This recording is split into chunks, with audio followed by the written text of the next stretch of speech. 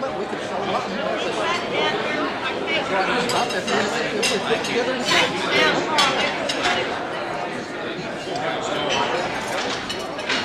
You want somebody to eat it? He's going to take it home.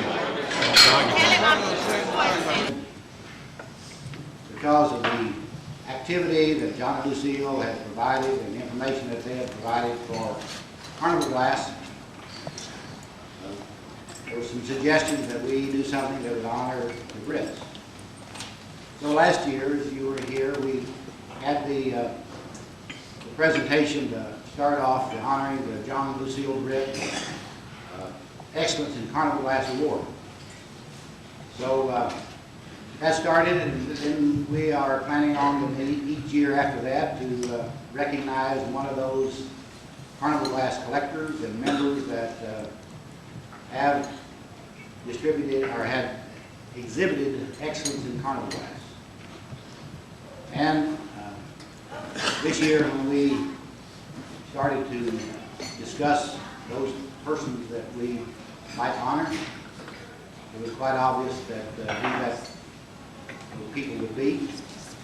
As we say, the cream will rise to the top when you are talking about certain things. So it was without any problem at all. It was easy to select Floyd and Cecil Whitley as that person to honor. And that's what we want to do. As you know, those people that have been to the Texas Convention, you know that how they are very hospitable, and the Texas group, not only the Floyd and Cecil, but a lot of the other members are also. But Floyd and Cecil have been very instrumental in the Texas organization, promoting it, starting it, funding it, and whatever it needed in the early years to nourish it to the place that it is today. And it is a very nice convention. If you haven't been there in February, the pansies are blooming, the flowers are out, and the snow is in Minnesota. It's a nice place to go down there.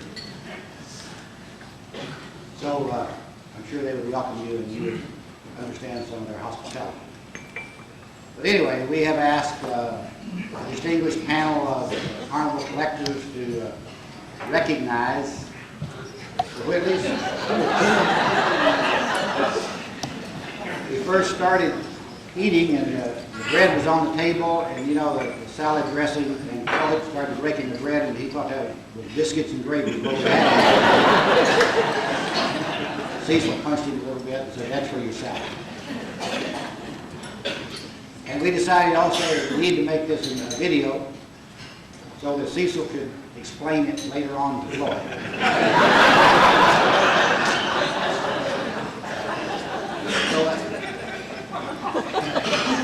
We will this time call on our distinguished panel, start off with our distinguished panel of guests to make some presentation. And we thought that, you know, you start at the bottom and come up. So we thought we'd start with Jim Seek, an auctioneer, and start from there. So, Jim.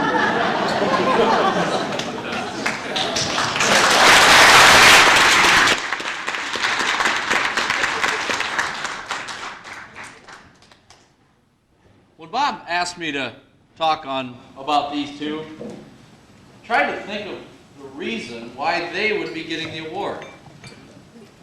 Well, I thought a little bit, and I thought, well, Cecil's put out a wonderful book on enamel tumblers. I don't know how many times I went to that book when I'm writing up a brochure. That book is just a wonderful little book. And Floyd, well, he watched her. At the Texas Convention, Cecil runs around there organizing all the rooms, organizing everything, does all the work, gets everything all taken care of, and Floyd watches it. Cecil's put together a collection of tumblers and a collection of glasses, none better. Probably the finest collection in the country. And Floyd, well, he helped a little. For the life of me, I knew the reason why Cecil was getting this award. Floyd! I kept thinking, well, what was the reason? I thought maybe it was that comment about Lucille's brassiere size.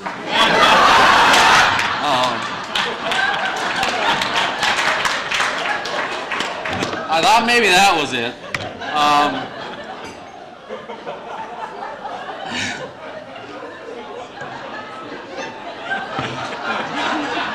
didn't know that was coming, did you, Lucille?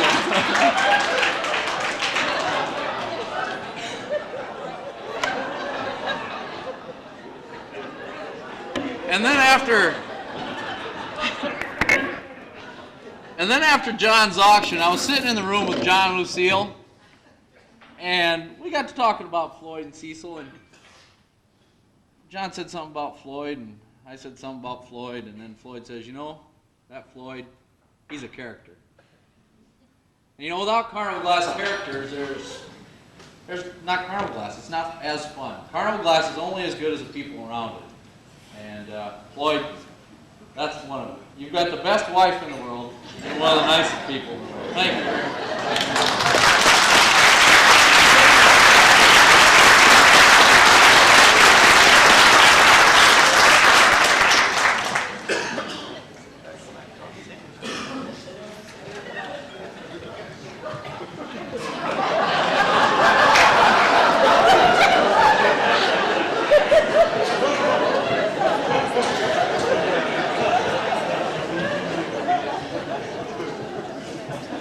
Have you got any more information about this?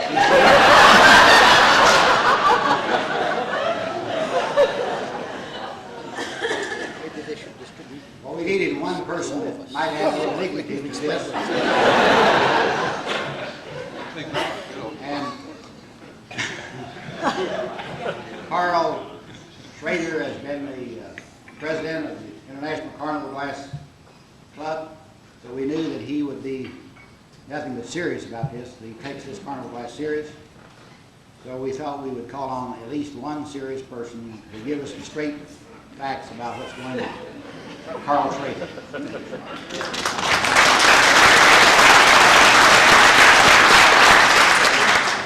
It was the second grade, wasn't it, Lucille? Thank you, Bob.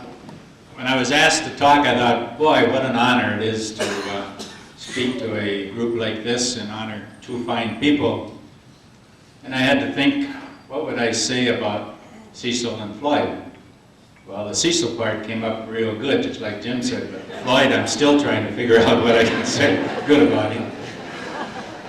But to be in this position, those two have to have contributed a lot to Carnival Glass and to our hobby that we all love so very much. And the first time that we got acquainted, Britt and I, with Cecil and Floyd, Cecil would come around and buy the painted tumblers. And then this, I don't know if you'd call him a loudmouth, but there was a fellow walking behind her that would be heard all the way down the hallway. And so we got kind of acquainted in that way. But then the next thing we experienced was we were at an auction, and one of the pieces, which was one of the better pieces, we didn't know it at that time, came up, and Floyd put a $5,000 opening bid.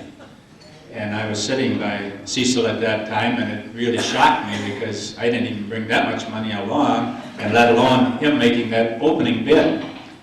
So I kind of leaned over to Cecil and I said, golly, you suppose, is Floyd understand what he's doing? And she said, don't really worry, he's got piles. Right then I had been through that once in my life, and I thought, I kept looking at him, and he was kind of squirming around a little bit. I was starting to feel a little sorry for him, but then I thought, well, Cecil's got everything under control anyhow, so. But evidently he got through that part of it all right, because he has been buying Carnival since that time.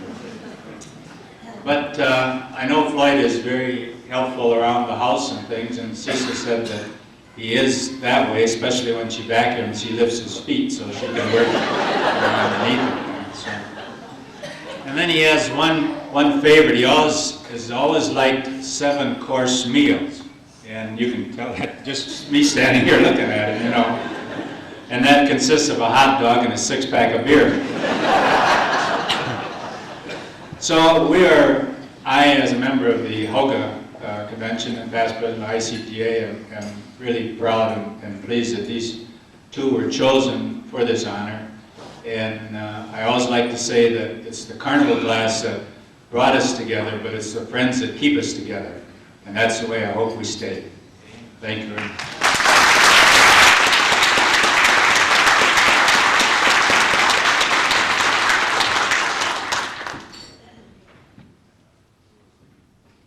Our next distinguished speaker, I was looking for a word there.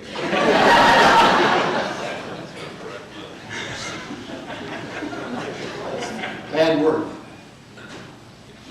I had told Bob, I asked Bob Lair some time ago, I think I called him special to ask him if he would speak about Floyd and Cecil. And he got here today and he said, "I'm not supposed to speak." I said, "Well, sure you are. You said you would." He said, "Well, I didn't think you were serious about it." He said, "I don't know anything good to say about Floyd." I said, "Well, that's, he probably hasn't said anything good about you." So that's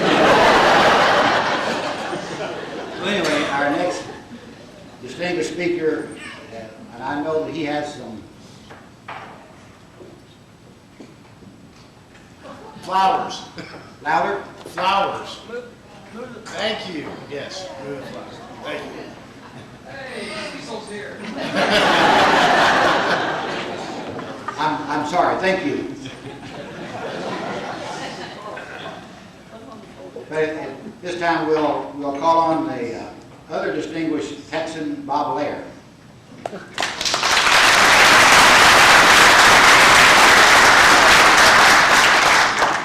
You know, about 20 years ago, I took a Dale Carnegie course. And the one thing they stress, know everything about your subject and you won't have any problems at all, you know, in speaking. Well, I know very little about my subject. To tell you the truth, the first time I met Cecil and this fellow, we were in a meeting in Waco, and he and Dole Green, rather, you remember Dole, they were talking about butterfly and berries. And I thought they were talking about two patterns, you know, berries, but I'd never been to a carnival. I didn't know nothing about it. So finally, after about 2 hours there, I discovered they were talking about butterfly and berries, you know. Now, I'll tell you about this guy. My daddy always told me, he said, if you can't say something good about someone, don't say anything. And I've been thinking seriously about it. I'll only tell one little tale on Floyd. And the good part is Cecil and Tommy. But Floyd and I are co-chairman of the Texas Carnival last raffle, you know. And we have an equal amount of tickets, and we challenge one another, you know, to try to sell more tickets. And y'all know all about this, I'm sure. We've been doing this 3 years, you know. And old Floyd, I'm having trouble selling as many tickets as he does, you know. So this last year, I went down to his house, you know, and we were looking around through there. He'd sold about $50 worth more than I had, you know. And we were looking through his house, and I see this tremendous stack of raffle tickets over here. Honest to God, there was more there than I thought we had. And I said, Lord, I ran out of tickets here a while back and asked you if you had any. What that sucker does, he buys those tickets himself and then doesn't put them in. I'll say this, he's a nice guy, but he's lazy.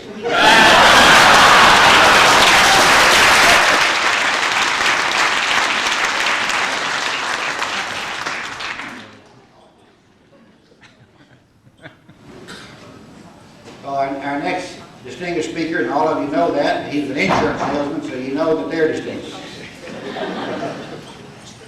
I guess it was an auction a couple of months ago. I saw George Loescher, and he said he was coming to the convention, so I told him what we were doing, and he said he would sure like to be one of the speakers. So we're going to now hear from George Loescher, and I know that George is always serious, and I'm sure he'll give us a lot of good information about Floyd and Cecil. George Loescher.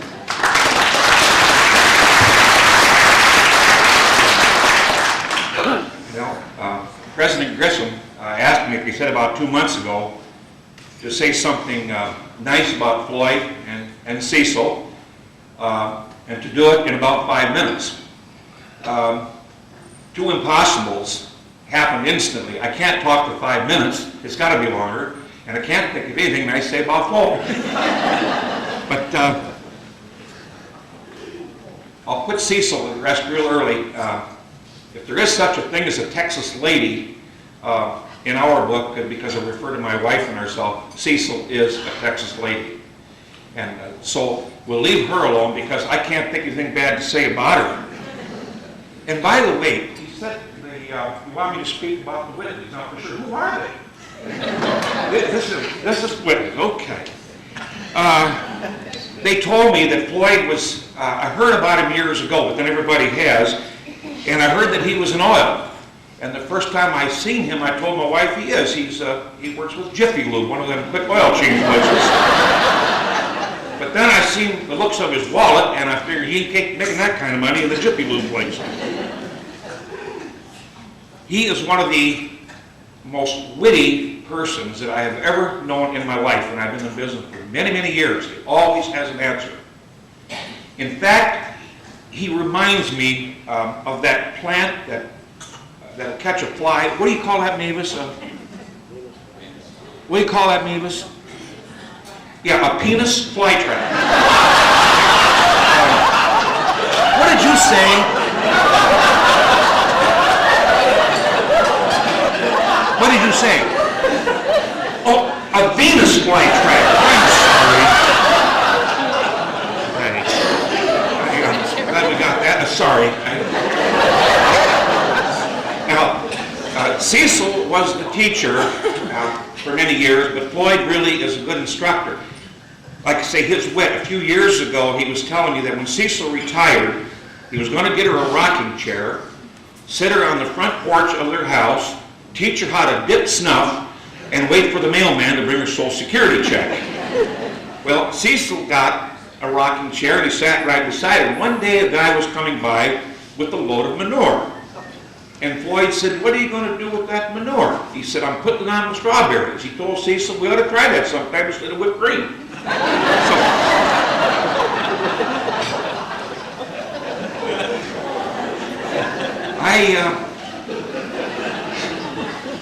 There's a funny side to this whole thing, but I've got to be a little more serious just for a moment about these people.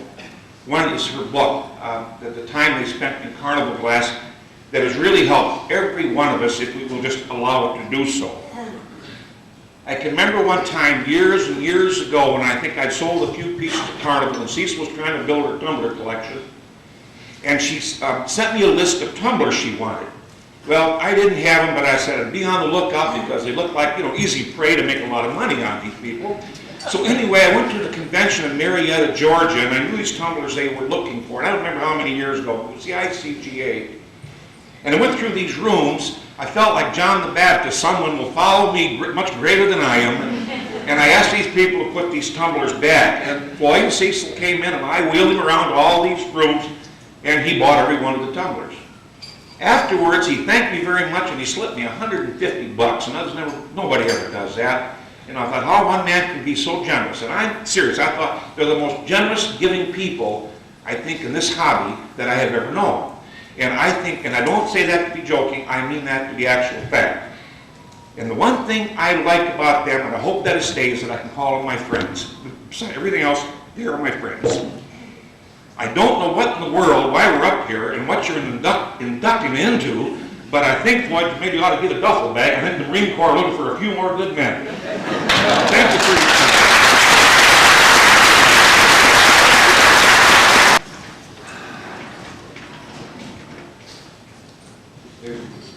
There's one more left.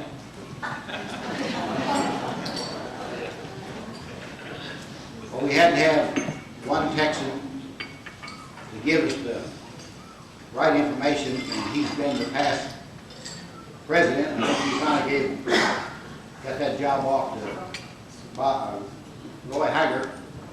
But anyway, I know that he's worked with Cecil and Floyd in putting on their convention, so we thought we'd let Richard Sinclair tell us what he knew about the Whitleys.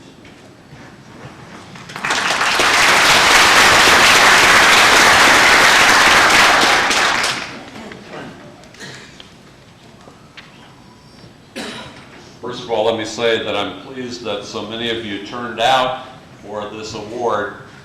I think it's a really important award, and I think it's important for us to periodically thank the people who have been the backbone of organizations like this, and that's what we're here to do today. These people are tried and true Texans. We in Texas are especially proud of them. They are the backbone of our club. If you want to, in some way, experience Southern hospitality, we invite you to come to our convention, and Sunday morning we have a very special treat when the Whitleys invite anybody to come to their home and view their class.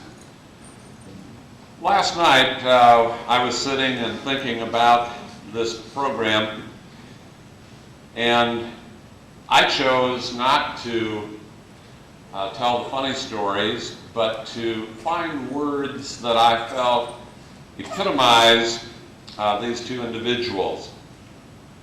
I found them to be gracious. I found them to be generous. The epitome of the kinds of people that we need in our organizations. I find them to be pillars. I find them to be supportive.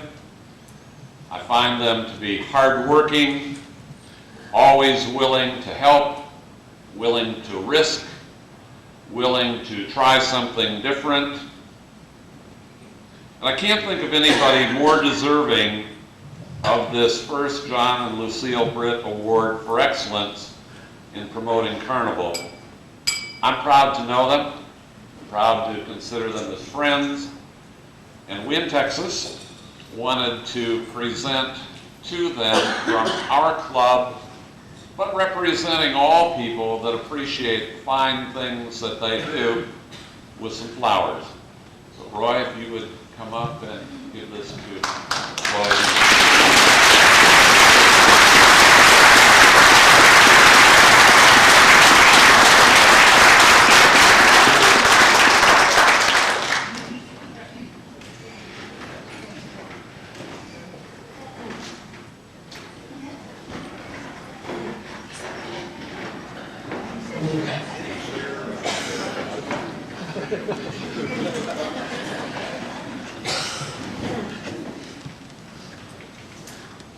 Well, we appreciate the remarks from each of our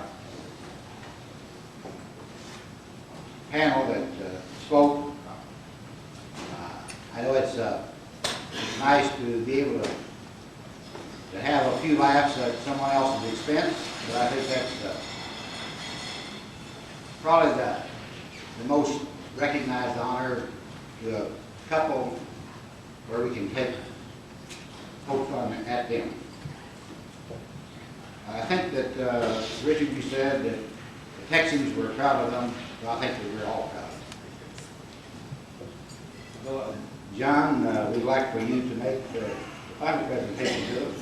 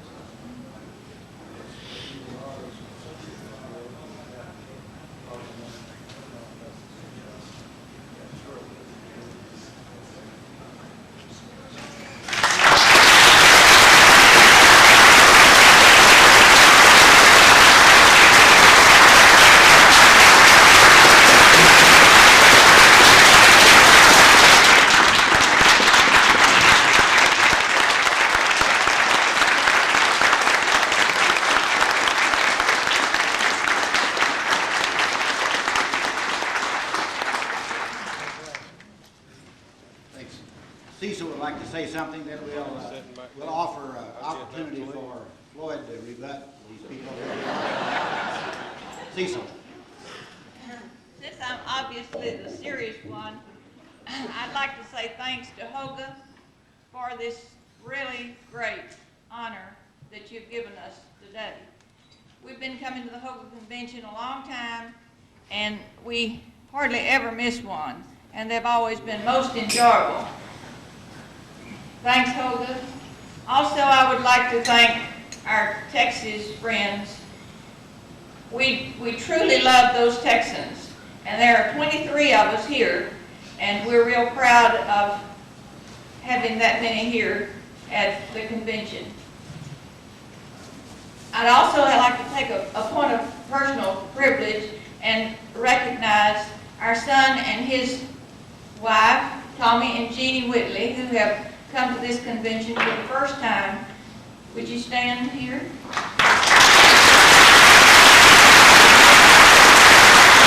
And I call her my protege, Kathy Wick, who will be upcoming vice president of the Texas group.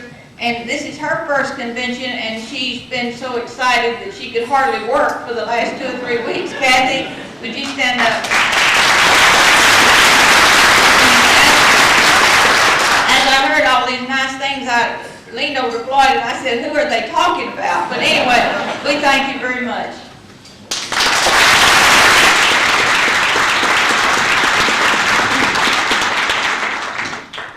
As usual, I'm speechless.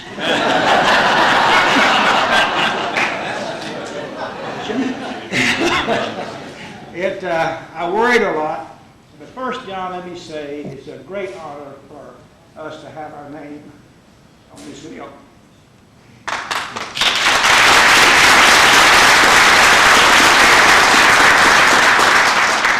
The next thing, Dr. Hager, I want you to give my wife a tetanus shot after kissing all these fuzzy-lipped men.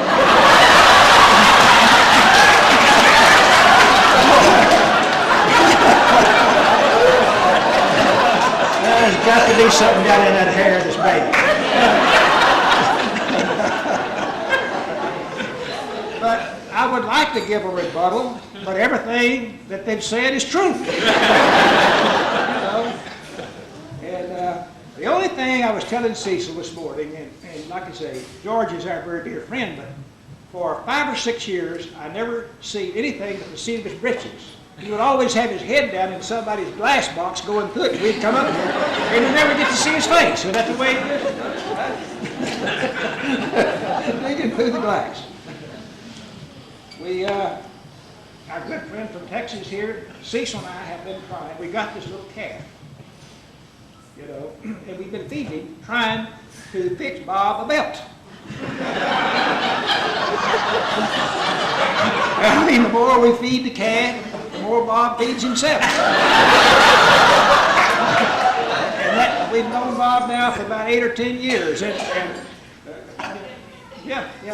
we've measured him from his nose, from out the end of his tail. You keep gaining on him, baby. I don't know what we're going to do.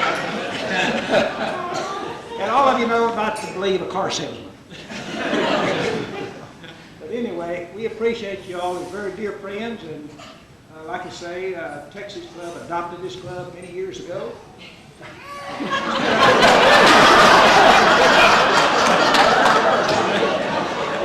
We have always put a lot of people here and caused a lot of trouble.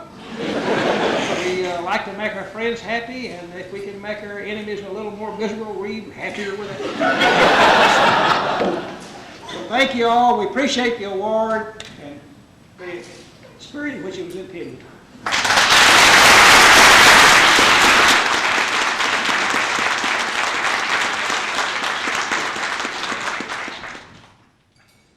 We thank you, each of you for coming. I think this is what the hobby of Carnival Glass is about, and what's the most enjoyable part of the hobby. It brings us together to enjoy each other. And again, we'd like to say that we enjoy the Whitleys and their friendship and their courtesies and kindness that they offer to all of the collectors, regardless of where they're from, or they don't necessarily have to be from Texas. They will recognize all collectors. So we appreciate you very much.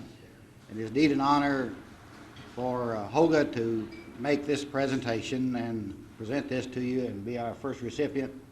And it's given in the name of the John and Lucille Britt, in which they have provided the goal and the peak for the Carnival glass collectors.